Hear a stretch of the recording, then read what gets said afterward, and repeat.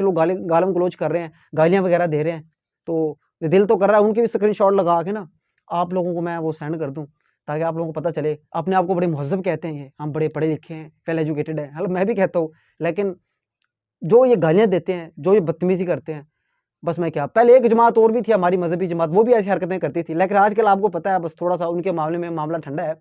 लेकिन अब वो उनका ज़िम्मा भी जो है ना, ठेका भी अब मेरे ख़्याल में जमात इस्लामी वालों ने ले लिया है। मुझे समझ नहीं, इतने पढ़े लिखे लोग हो के आप ये गालम-गलौज करते हैं। भई आप दलील से बात करें ना, तो हमको आपको गाली तो नहीं दे रहे, आपको कोई डंडा-शंडा तो नहीं मार रहे ना, भई आप दलील से बात करो, तमीज़ से बात करो, अपने आप को पढ़े लिखे कहलवाते हो और ये पता नहीं क्या-क्या। अच्छा, कुछ लोग कह रहे हैं कि हमने जो है ना हाफ़िज़ नईम साहब को, हाफ़िज़ नईम साहब ने इमरान खान को एक्सपोज़ कर दिया है। क्या एक्सपोज़ कर दिया मेरे भाई? एक्सपोज़ कौन हुआ है? ये फैसला अवाम ने करना है। आप खुद ही बड़े खुश हो गए जी हमने हाफ़िज़ नईम एक्सपोज़ हो गए। उससे पहले भी एक बंदा था जो खान साहब को यहूदी एजेंट कहता था और फिर वो खुद क्या कहने लगा कि वो तो हमारा एक सियासी बयान था। और बरसों से ये बयान चल रहा था कि यहूदी एजेंट है, यहूदी एजेंट है, यहूदी एजेंट है, लेकिन जो कह रहा था मुसलसल वही अपनी ज़ुबान से फिर गया। कहता नहीं वो तो मेरा एक सियासी पॉइंट था। तो सोचें ज़रा